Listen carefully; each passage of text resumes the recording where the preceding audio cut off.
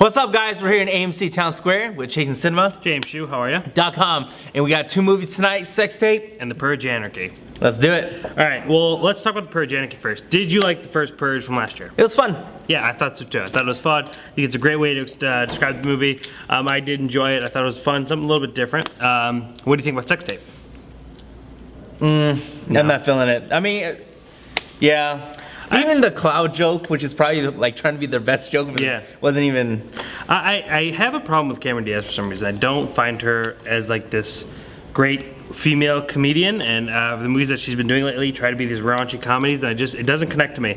So I'm a little bit hesitant. However, I do love Jason Segel. I think he's really funny. Lost a lot of weight. Hopefully, yeah, he did lose a lot of weight. He kind of looks sick, but I'm interested to see how this movie turns out. Same people who did Bad Teacher, which they are both in as well. As far as Purge Anarchy, totally different story, something different, and you know, continuing the concept that we both agreed on was pretty genius. The concept of The Purge is quite a wonderful idea. It just wasn't greatly executed in the first film, so hopefully they do something different with it in this film. So they're both an hour and 40 minutes. I think Sex Tape's an hour 30, Purge an hour 40, so we will just see what we have to say. Okay, we'll go our separate ways. Wait, I didn't ask you what are you expecting from The Purge?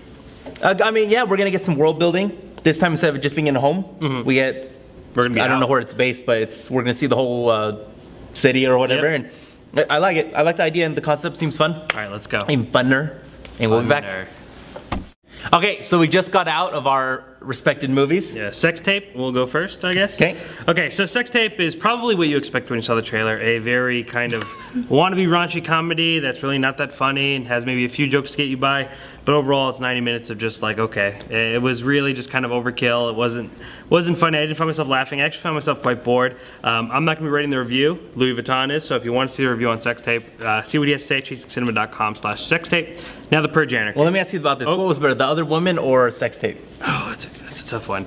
Like, did Cameron Diaz do better? No, like, see, to me, Cameron, like, I really do not connect to Cameron Diaz as a comedian actress, you know, but I think Jason Segel I liked more, and there was a few other, you know, more subtle jokes in this film that I enjoyed. Rob Lowe has a quite funny part. He plays this part of this company that's really respectable about family and things like that, and they go to his house in one scene. It's with the dog in the trailer, and he's just a complete loon, and the things that he does is quite funny. But I mean, beyond that, the movie's just nothing special. Okay, let's do this. Okay. All right, what'd you think about The Purge Anarchy? It was, the whole time I was like, ooh, hey, ooh. So I think it did its job, meaning this. It's not, they're not trying to win an Oscar. Okay, it didn't come out in November. They're not even trying to do that, okay? And I think for what the movie was trying to do, I feel they succeeded. I thought Crossbones was the guy from Captain America. I thought he did his job. All the other supporting cast was just whatever. But I mean, that's what I expected of this movie. It was thrilling. The whole time I'm just like, ooh, oh no, even though in the whole time I don't think he's gonna die anyway. So it was fine, you know. Do you think they executed the concept of The Purge better in this film than the first one? Yeah, I do.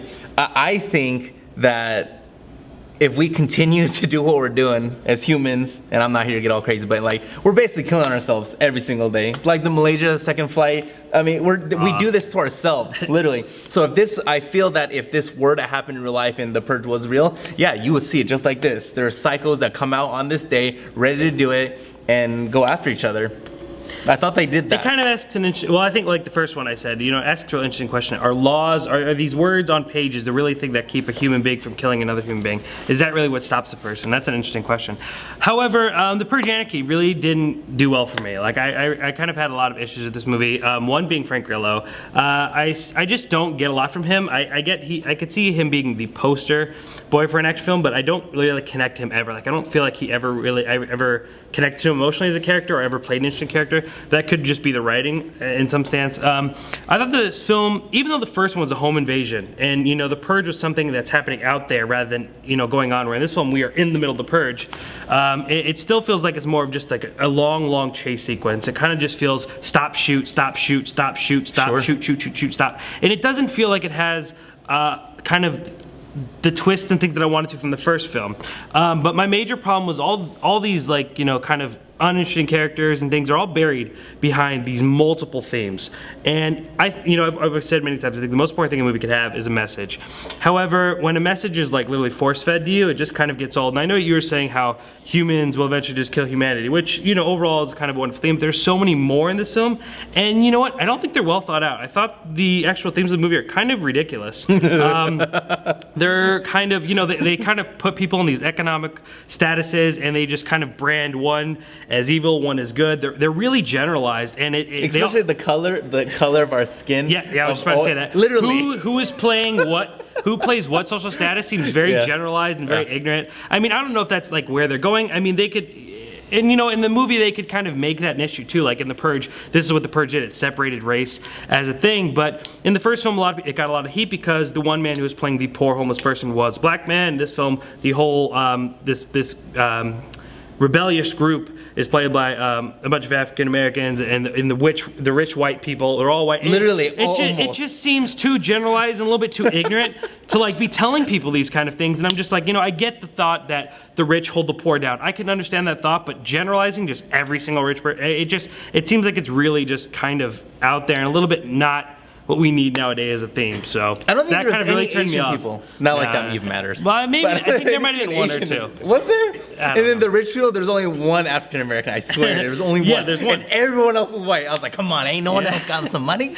Come on. And it was just, I don't know, it was just a real problem for me. Like, I mean, it might be subtle for a lot of people, but for me, just those kind of themes aren't really what I find that need to be told in the movie. I also was kind of disappointed in the twist of the movie. Like, I thought You're talking about the very ending or? No.